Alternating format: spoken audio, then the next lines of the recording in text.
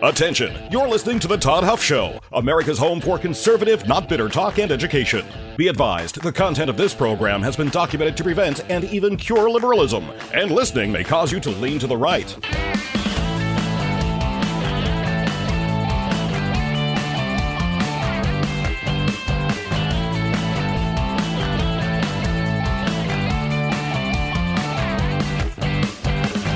And now, coming to you from the Full Suite Wealth Studios, here's your conservative but not bitter host, Todd Huff. My friends, did you watch the Super Bowl 60? That is hard to believe. Super Bowl 60 last night. I didn't even talk about this leading up to the weekend.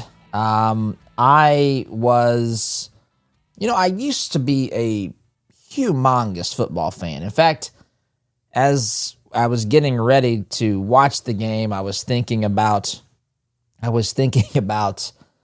just watching it as a kid. And man, I used to love watching that game. I used to love the game of football. They've done a lot to harm my beloved sport of football, trying to reach broader audiences, dealing with, people who didn't like the, dare I say, the violence of the sport, the controlled violence, the physicality of the sport has changed so much, and in some ways necessarily and good and so forth. But last night's game was not the type of game that the NFL wants. It was actually a game that is, if anyone liked it, it would have been the old school football fan. It may have been the most boring Super Bowl that I can remember watching. There may have been another contender or two in there, but at least in the past, man, it's been competitive and it's been offense driven for so long. It was a defensive battle. In fact, there was a time I was thinking that the Patriots were not even going to score a touchdown. So I want to talk just a little bit about that. I want to talk a little bit about the halftime show. Yes, I want to talk about the halftime show. I didn't talk about any of these things last week. And then I want to get into the state of the DHS apparently shutting down, the partial government shutdown that is looming later this week that may, in fact, looks like it's going to be shut down, the DHS specifically. We'll get to that, my friends, as time goes along here this morning. Friends, maybe you've reached that stage where managing your money feels like juggling more than just numbers. There's tax planning, estate work, investment choices, a whole lot more. That's when Family Office Services can really make a difference. Full Suite Wealth brings all those pieces together into one cohesive strategy. Their Family Office Services give you access to a coordinated team with advanced option strategies, private equity, private credit, and legal expertise. All those things, my friends, under one roof so that they can help you simplify your financial life. They can help you plan for the future and make sure your legacy is what you want. Your legacy stays strong for generations to come. You've built it. You want to work to keep it. They can help you do that. If you're ready for that next level of support, head on over to fullsuitewealth.com. That's fullsuitewealth.com, and they will help build your legacy and secure your future, my friends. Okay, so the game last night. Let me tell a quick story because I remember this was about 20 some years ago. I was in my, early to mid 20s, I'm guessing. And I remember my brother and I had made plans to watch the game together, actually to go to our parents' house. And literally we get it's just funny to me. My mom, she always wanted boys. She had two boys, my brother and I. We both played football. My brother was a very good football player, got recruited, had led the state in passing, I think, in the regular season, was getting recruited. There's a lot going on there with my brother, but he and I loved football, especially when we were younger. We were talking about this yesterday. It's just, the older you get, these things, I I fight to hang on to the, what I want to say, the memory, or kind of just the thing that I loved as a kid, for the memories and for the tradition. Maybe watch it with our kids or that sort of stuff. But I've lost interest in it. I really have. I don't know if I've grown up, just your interest changes. I don't know. But I do try to still like it, even though they've made it harder for people like me who want to see real men out there knocking the heck out of each other. And I get it. Player safety. I understand all that. And that's good. They've made some good progress in areas, but they've also they've taken out a lot of the things and changed a lot of the things that made football, for a traditional old school fan like myself, worth watching. But anyway, my brother and I we made plans back sometime in the early 2000s to watch the game at my parents', and we get over here to the house, and we are in the living room, and my mom comes out and says, "Hey, can you help me move the furniture? I got the carpet guys coming today." She had carpet laid on Super Bowl Sunday. And I remember my brother and I were, first of all, we said, "Mom, do you know it's Super Bowl Sunday? You got somebody to lay the carpet?" We were helping her move furniture. My mom is just, she is an incredibly efficient worker. She had it all done, put back together. You never would have known it. In fact, someone like me probably didn't even notice the carpet was different, but she had it all put together in time for kickoff. That may have been the same year. I think it was. Whatever year Janet Jackson had the infamous wardrobe malfunction, I think that was the same year. Anyway, watched football for a long time. Loved the sport.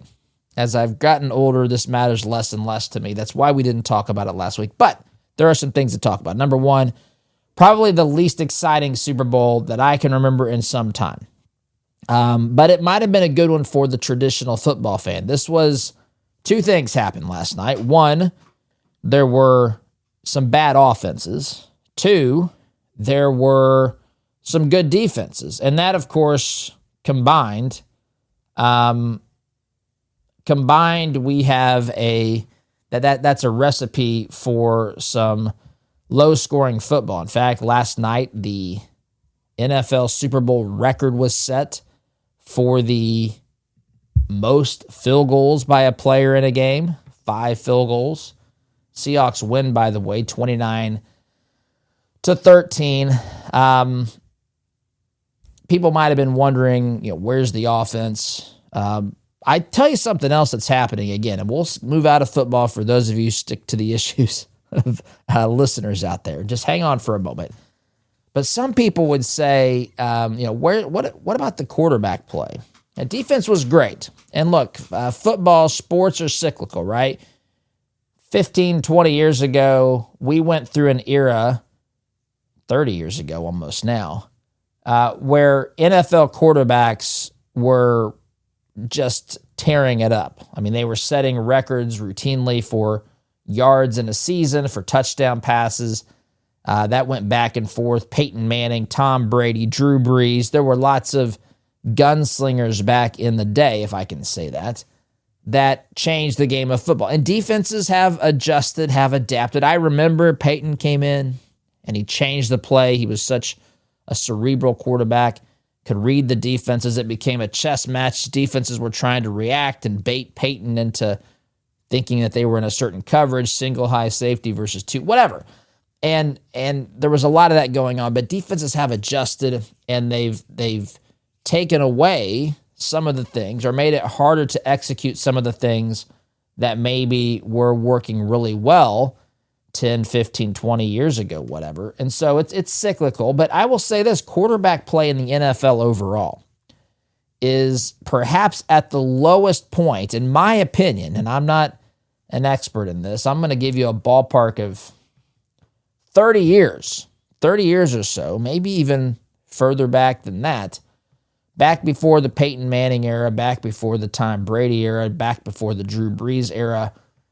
You got to go back to that time to find even something that's remotely comparable to what has been playing-wise, what we've seen from quarterbacks in today's game. And that made itself known last night. And I don't want to beat up. Actually, I love the story. I like Drake May on the Patriots. I love the story. I like Sam Darnold for the Seahawks. There's a guy who's been through it. And there's so many takeaways from this, right? Sam Darnold had struggled for so long. He built a team. He put together a great season for the Vikings, but they decided that he wasn't the guy for the future. He ends up in Seattle, and now he's in the Super Bowl. It's just a great story. And these are things that I think we can pull from ourselves and use as inspiration or motivation. And I know sports is sports, and it's different from the things that we struggle with in real life, but is it in other ways, right? It's very comparable. But this is, congratulations to the Seahawks. It was a great defensive performance. It was a little bit of an ugly game in a lot of ways, but for the old school football fan, you may have found some enjoyment watching this game. So that's really all I want to say about, that's all I want to say about the game. Let's talk about the halftime performance. So, and I do want to talk about this. This is relevant. Now we're getting into the, the things that we talk about normally on this show. The political impact or the political messaging of the halftime show. I will tell you, I did not watch 1 millisecond of the halftime performance of the Super Bowl last night. I'm not even going to say the name of the fella that did the performance, because that's what they want. They want you to talk about it. What's the old country song Brad Paisley sang? The more they put my name, the more they drive my name down, the more my price goes up, or something like that, right? Any publicity is good publicity because it drives attention. It's the first top of the marketing funnel. You got to get attention before you get interest and all that sort of stuff. So I'm not going to do that. But what I am going to do is I'm going to talk about, A, I didn't watch it, and B, I didn't read about it. C, I don't care about it. I couldn't care less. I don't care how much this dude hates America. I talk about people who hate America every day. It's not something that is shocking to me. I don't care what language he's saying in. I don't care if he had derogatory. I don't even know what happened. And I don't care, and I feel happy about that. Best response is to truly ignore it. Now, again, we can talk about why some of these things are bad, and that's what we do on here every day. But I think just ignoring it. I turned it off. I just didn't want it on my television. We actually turned on. I didn't know that I was going to do this. My brother and I were talking about this. He'd mentioned the Turning Point USA halftime show that they were doing as kind of a competitive thing. They had, who did they have? Kid Rock, Brantley Gilbert. Who else am I missing, Oz? Who? Lee Bryce. I like Lee Bryce. And a girl that I didn't know. What is it? Gabby Barrett. I don't know. No disrespect intended. I just don't know. The older I get, the less I understand about pop culture. But I will say this. Much better. These are people that care about their country, love America, patriotic, all that sort of stuff. And this is this is necessary. You may have read, you can go and read some quips and one-liners and quotes from great thinkers or influential people throughout history. And someone once said, and I don't know who said it, that's why I just start this with a general kind of blanket statement to say I remember reading this quote, and I'm going to paraphrase it, but it basically says, if you want to change a society, don't bother rewriting its laws, let me write its music, right? Let me write the stuff that people are consuming without a filter. That's what's so powerful or dangerous, depending upon what's going on behind the scenes with things like music. See, I know when I come on here and I say, we want to talk about this topic and this is what I think, immediately it puts people on defense. They think, well, let me hear what's being said here. Do I agree with that? Do I not? I'm analyzing what's being said. What do I agree with that? Where do I agree? Where do I disagree? Right? You're immediately in a mode, a mindset where you are critically thinking about the things that I'm saying. And I want you, hear me say this, I want you in that mindset. I want people, that's what people don't understand about you, or the people who listen to talk radio, conservative podcasts. You think for yourselves, right? They think, or they want people to think, the people who are critics of this format, they want people to think that you simply do what the person behind the microphone is telling you. And that's simply not the case. The reason that there's a connection is because there's a common value, a belief set, a shared values, right? And shared beliefs about what it is that makes America great, what it is that's worth preserving and passing on to the next generation. And you may disagree here and there about details about this or that, but you understand and agree in general with these concepts, and we are in agreement that freedom is a rare thing throughout history, and that tyrants exist, and that they are constantly on the lookout for opportunities to take away your freedom, to force their beliefs and their vision for how this country should work upon you, limiting your opportunity, because less opportunity means for them more control, more command style governance and so forth. They want this. They think they're better. They think they're superior. They think we're idiots and that they have all the answers if the rest of us would just simply follow their edicts and mandates and all this sort of stuff. And so when we talk about the issues on this program, you can analyze it and put it through a filter and sift it, and you're ready. But when you listen to music, this is a powerful thing. When music is there in the background, wherever you are, driving in the car, or when you go out to have dinner, if you go to a sports bar, whatever, you hear music in so many different places. And a lot of times we're not on defense. The filter isn't up. Now, my filter's almost always up because that's just the way that I am personally. And many of you will have your filters up as well. Some of us are built that way. Some people are not. And that's just, we're different.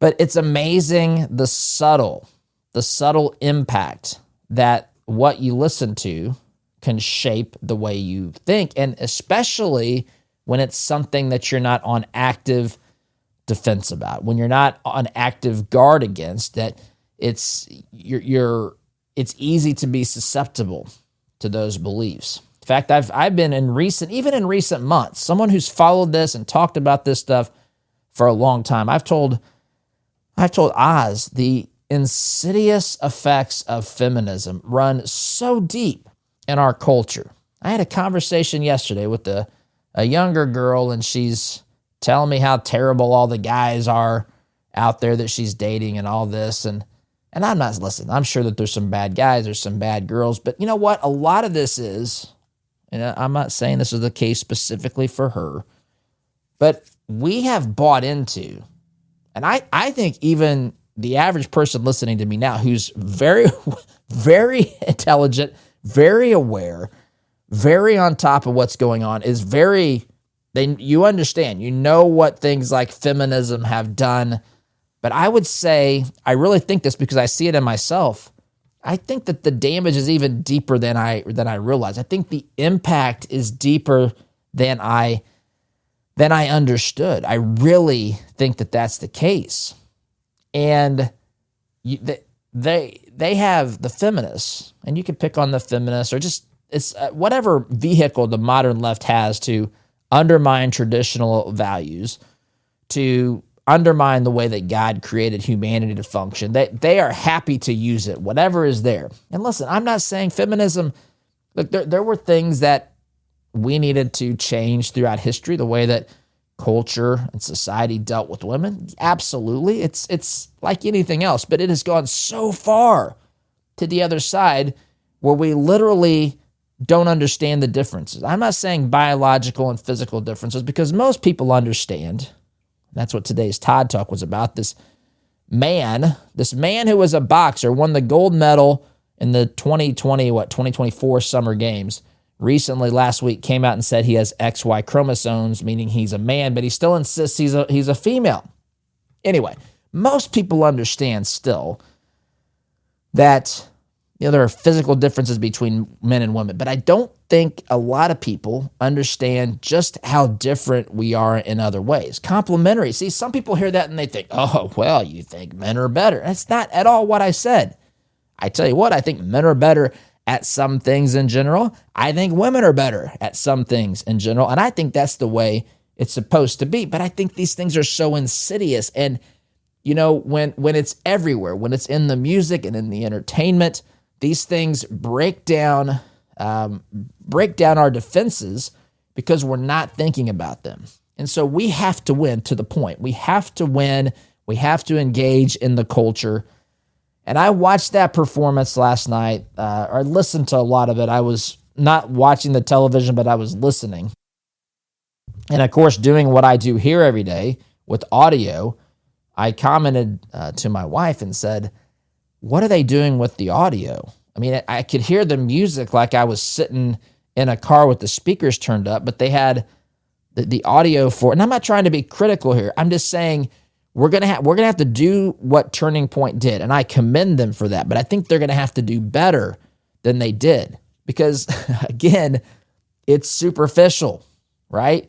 The Super Bowl has a certain look and feel, and as dumb as the things are that they're saying on the stage oftentimes, and as offensive as they try to be, and as downright evil as it is sometimes, dare I say satanic as it is sometimes, as much as it is those things at times, and I'm not talking about last night because I truly have no idea. I didn't watch a millisecond, and I didn't read anything about it, and I don't care. But in the larger picture, I do care because it's so powerful, because it just seeps into our subconscious. And so we're going to have to win the battle. I commend them for doing it, but they're going to have to do better in some of those areas, including the audio. I look at the clock here, folks. I got to take a quick time out, wrap this up on the other side of the break, and we'll talk about the shutdown. Real quickly, friends, Freedom Marketplace. If you haven't been there, I'm going to invite you to go. freedommarketplace.net. It's where you can go to find companies that are pushing in the same direction that you are pushing. These are companies that have made a vow, a promise not to support leftist candidates or leftist causes. It's free for you to use. Check them out, freedommarketplace.net. It's one of the ways that you can fight back against what I call the 7 pillars of propaganda, the leftist movement that we have in this country on many, many fronts. freedommarketplace.net, where you can find liberty and business, my friends, for all. Time out here for me. Back in just a minute. Welcome back, my friends. Want to continue a little bit about this discussion, move into the shutdown and all that stuff here in a moment. But friends, there's a lot of confusion out there about Kratom. You've probably heard the headlines, read the stories, all that sort of stuff. And you'll find if you dig a little deeper, that most of these negative stories about Kratom are based on synthetic junk that isn't real Kratom at all. It is often pushed by some shady sellers who undoubtedly find enjoyment in last night's halftime performance. But friends, real Kratom is tested. It's handled with care, and that's what you get from Christopher's Organic Botanicals. They're a family-run company. They partner directly with farmers in Indonesia. Every batch that they import and provide to their clientele is lab tested for purity, for safety. There's no chemicals, no fillers, no shortcuts. This is a trusted herbal option that's been used for generations, and it is a real alternative for people looking for something that doesn't come with a warning label, as I like to say, that's as long as a CVS receipt. You can start with their Kratom Starter Pack. You can use coupon code Todd Huff. Don't forget my last name. Most of our codes is just my first name. This one is Todd Huff, all one word. You'll get 10% off your first order at Christopher'sOrganicBotanicals.com. That's Christopher'sOrganicBotanicals.com. Truth, tradition, and transparency, my friends. Okay, just want to tie up a couple of loose ends here. You hear me talk about on this program regularly the 7 pillars of propaganda. And I don't want to go into all that, but it is an important thing. Entertainment is one of the pillars. And just for those who are new or need a quick refresher, the 7 pillars of propaganda is built on or based upon what Rush Limbaugh identified years ago as the 4 corners of deceit when he talked about the people in this country that are colluding basically to keep you in the dark, to keep the truth from being known.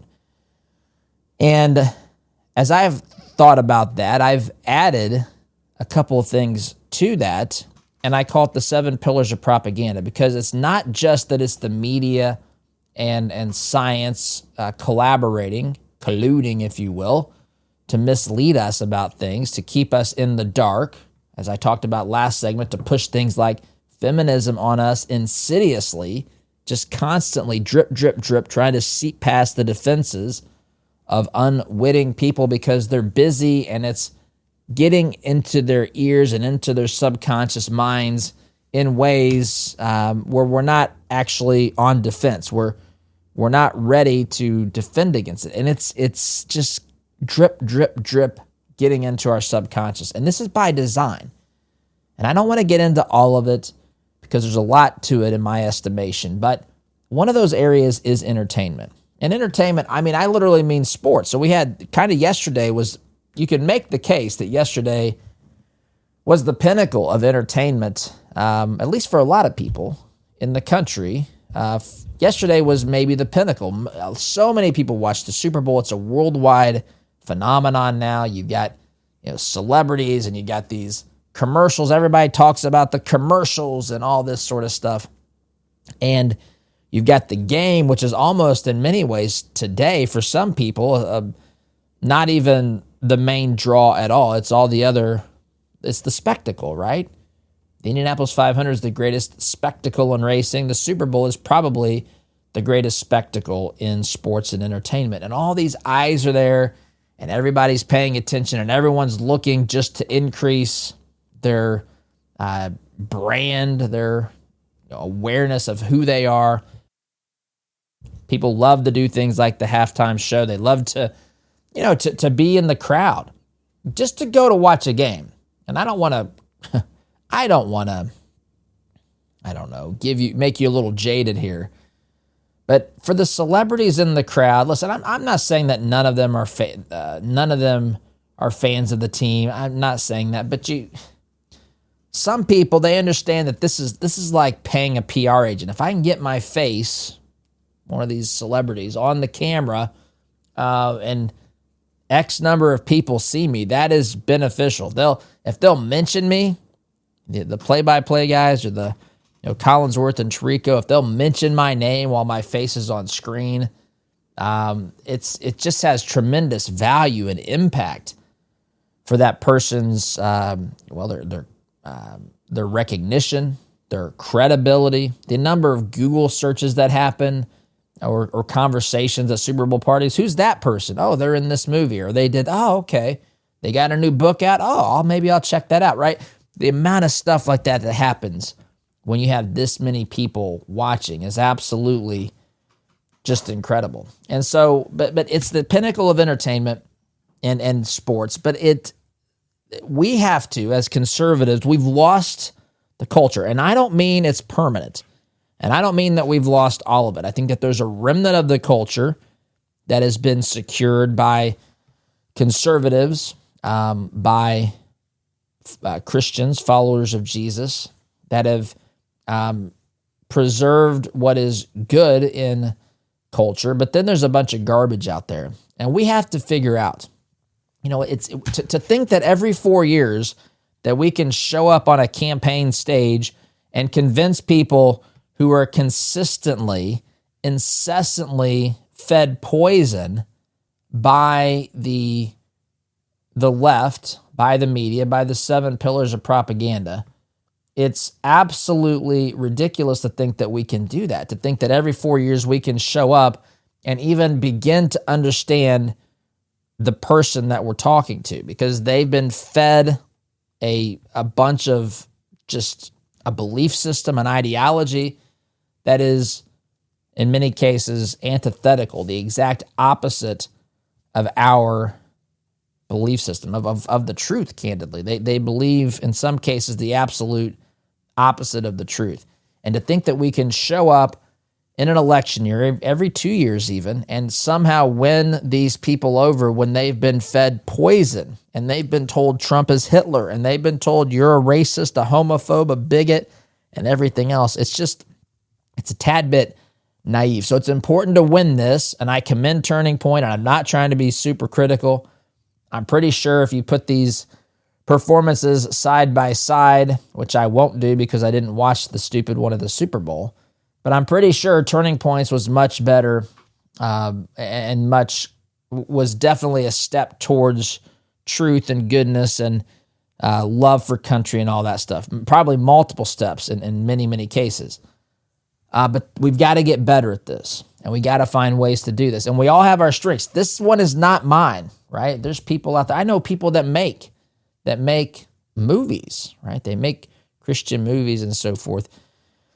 We need more people like that. And so we all have our strengths, and I just want to speak to this because it matters, my friends. It certainly and absolutely matters here. And I just wanted to say that before I wrap this segment up today. So I told you I was going to talk a little bit about what's happening with the government shutdown that's impending here on the American people.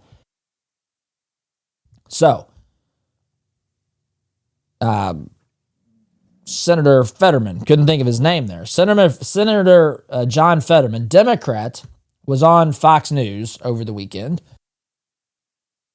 and he said that a shutdown is likely over DHS funding, Department of Homeland Security funding. Now, he is not a conservative hero, but I will tell you, Fetterman is at least a Democrat that we can find some common ground with. I mean, the Democrat Party has been taken over by the radical left. And if you don't believe me, look at how rare someone like John Fetterman is. John Fetterman is a liberal Democrat. Some people in today might think of him as a moderate. That's fine. Moderate or liberal Democrat. But he's not a leftist lunatic. He doesn't think the SAVE Act, which we've talked about last week on this program, is somehow a danger to America, or it's reinstituting Jim Crow laws. He's not bought into that ridiculous and utter nonsensical narrative. But he's not a conservative hero, but he also understands what we're up against. Secure elections are not voter suppression. DHS arresting and deporting criminal illegal aliens is, in fact, a good thing. And that's what he's out there saying, but it's going to this difference of opinion, which, again, the opinions are one side wants law and order, the other side wants absolute chaos and anarchy, the radical left. That difference of opinion as it pertains to DHS is going to probably lead to a government shutdown starting at the end of this week. At least partial government, right? DHS, everything else is funded. The one thing we're fighting about is the Department of Homeland Security. We're talking TSA, we're talking ICE, we're talking lots of things that are important right now. So we'll see where this goes. I'm up against the break here. The clock says it's time to wrap up this segment. I've got to comply with that. We'll hit this after the break and talk about it in the time we have remaining, my friends. Sit tight. You're listening to Conservative Not Bitter Talk. I'm your host, Todd Huff. Back here in just a minute. Welcome back, my friends. Final segment here. I told you I want to talk a little bit about this impending government shutdown. John Fetterman has broken with his party. He says, expect the shutdown. It's not crazy to do what Republicans are suggesting we do. Pass the SAVE Act and continue to fund and support ICE to arrest and deport criminal, illegal aliens. So we've got the deadline approaching. The Friday shutdown is now, at least for DHS, is looming and seems to be very possible. Democrats, I shared last week, had a list of demands. They've actually backed off one of those demands, interestingly enough. And Republicans are trying to still attach the SAVE Act to this funding bill. That I'm guessing that's going to get pulled, and this is going to be dealt with separately. Time will tell. But we got Hakeem Jeffries out there doubling down on what Chuck Schumer said last week, what I talked about on this program, that the left says any sort of voter identification law, any sort of proving that you're an American citizen to register to vote is going to be framed as voter suppression, which is just, who are they suppressing? They're suppressing the people who aren't supposed to vote. It's not voter suppression at that point. If the only people whose votes are being suppressed are the ones who don't have a vote to cast, that's called enforcing voting laws, my friends. That's called being a reasonably intelligent person. That's called common sense, dare I say. And I want to play, if I can, I want to play a little bit of a soundbite of his talking to Dana Bash on CNN. Friends, you know, one of the biggest challenges we have as conservatives is finding ways to ensure our values align with the way that we live our lives. That includes the way that we invest our money. 4-8 Financial is doing some really good and interesting things here. They specialize in biblically responsible investing. That means they screen out companies that do not align with your faith, with your values, so that you're not funding things that go completely against what you believe in. This seems to be a good thing to me, right? It's consistent with our values, and we're not funding the opposition, my friends. This isn't just minor disagreements. These are fundamental differences of opinion as to what is good and true and moral and just. 4-8 Financial does all the heavy lifting for you. They'll help align your investments with your purpose, your goals. The best part is that all you have to do is take a quick and easy assessment to see to what degree your investments align with your values. Website that you can head on over to and take that quick and easy assessment is 48financial.com/Todd. That's 48financial.com/Todd. Okay. Let me, if I can, really quickly here, play a little bit. Where did this go? Here it is. I'm going to get to as much of this as I can. Hakeem Jeffries, House Minority Leader, out there saying that the SAVE Act is voter suppression. We've talked about this. It's remarkable.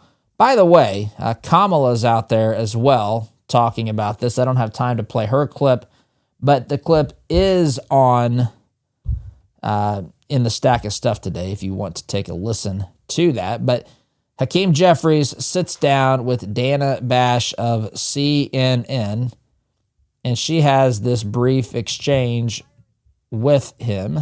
Let me cue this up. There we go. Talking about, the impending government shutdown.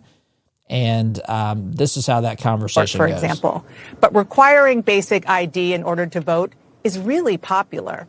Does it make sense, Dana? From a few months ago showed 83% of Americans, including 71% of your fellow Democrats, support requiring an ID to vote. Why are they wrong? I haven't said that they're wrong. You haven't. We know that it's voter suppression. Are the ones who are empowered to conduct elections, and every state should be allowed to decide the best way to proceed to ensure that there's a free and fair election. Here in New York, there are, in fact, voter identification requirements. The question is that what Republicans are trying to do is to engage in clear and blatant voter suppression. They know that if there's a free and fair election in November, they're going to lose. That's the opposite, Mr. Jeffries. You know you're going to lose. You can't be. These people project like none other. I want you to hear the rest of what he says here to the best of my ability. Republicans have been losing every single election since Donald Trump was sworn in January of last year, including most recently decisively in Texas, and of course, losing all across the country, up and down the ballot in the November off-year elections. Spread it out. In places like New Jersey or Virginia or New York. Yeah, and they've been losing. I mean, Virginia is a good example. They have a requirement to show your ID, and Democrats won very, very handily across the way. So why not maybe even just take that off the table and say, okay, maybe not a passport or birth certificate, but show ID? Well, first of all, every state is empowered to be able to make the decision on their own, and we completely and totally support that. What Donald Trump wants to do is try to nationalize the election. Translation, steal it. There we go. And we're That's not going to let what it I wanted to happen. We stop them in terms of their gerrymandering efforts. I'm out of time here. I got to stop that. He's got some other talking points that he wants to get to. But we went through this last week. Congress absolutely has the explicit, it's in the document, the explicit constitutional power to set standards for the elections. Yes, states can manage their own elections, but setting the basic rules is absolutely something Congress can do. This is pure sophistry. As usual, I gotta go SDG.